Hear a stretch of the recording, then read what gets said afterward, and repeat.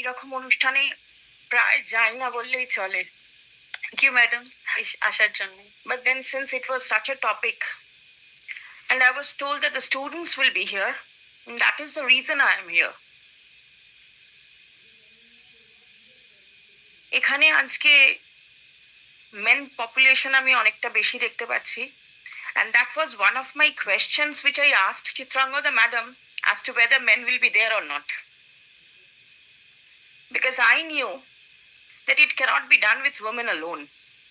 সব সময় এখানে আমাদের সঙ্গে পুরুষকে দরকার আছে, প্রতিটা স্টেপেতে দরকার আছে। কেন বলছি আমি এই কথাটা? Since I come from a legal fraternity, I would like to refer to the Constitution of India, আমাদের ভারতের সংবিধান, that is the source of all laws. এখানে একটা আর্টিকেল আছে, article 14, that is equality before law.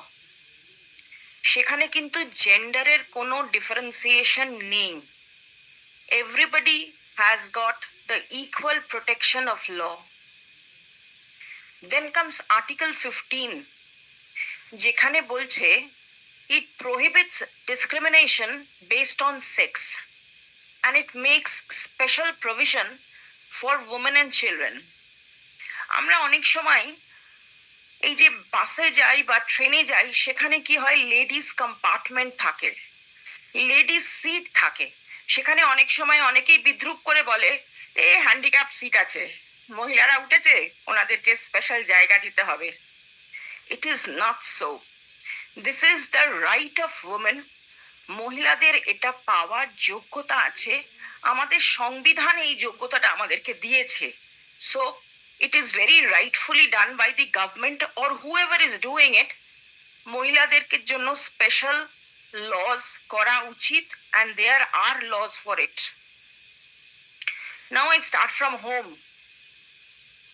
অনেক রকম various অনেক রকম আমাদের সমস্যায় পড়তে হয় যখন একজন মহিলা সে বাড়িতে থাকছে। সারাদিনের ব্যাপারটা আমি পরে আসছি। We start at home. There is an act called the Hindu Succession Act. আইনগুলো মনে রাখার কোনো দরকার নেই। What the concept is, এই আইনটা কিন্তু বহু পুরনো আইন, 1956 সালের আইন। তখন কি হতো, মহিলাদেরকে কিন্তু কোনো ইনহেরিটেন্স পাওয়ার দেওয়া হতো না।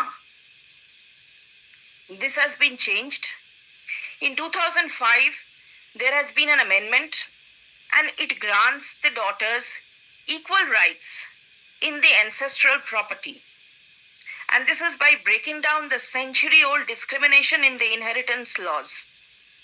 এখন মহিলারাও কিন্তু ইকুয়ালি যোগ্য তাদের ইনহেরিটেন্স রাইট পাওয়ার জন্য। Next I come to the dowry prohibition act.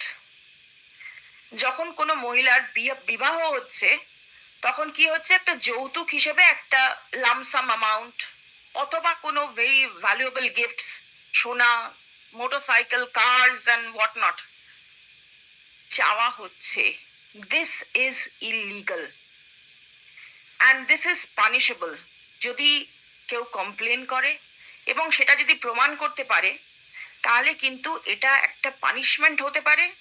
It can go up to imprisonment not less than 6 months, and it can be up to 2 years, and it may extend to rupees 10,000 or more.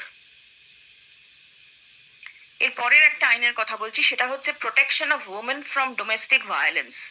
বিবাহ হয়ে গেল, তারপর তার স্বামী, তার শ্বশুর, তার শাশুড়ি, তার জা, ননদ, ভ্যারাইটি অফ ইকুয়েশনস কাজ করে, অত্যন্ত জঘন্যভাবে মহিলাদেরকে অত্যাচার করছে।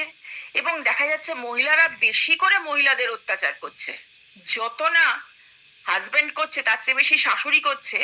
আর একটাই রিজন বলছে, আমার শাশুড়িও তো আমার সাথে এরকম করেছিল, আমি সেই জন্য আমি আর বৌমার সাথে এই জিনিস করছি। This mind change requires a change.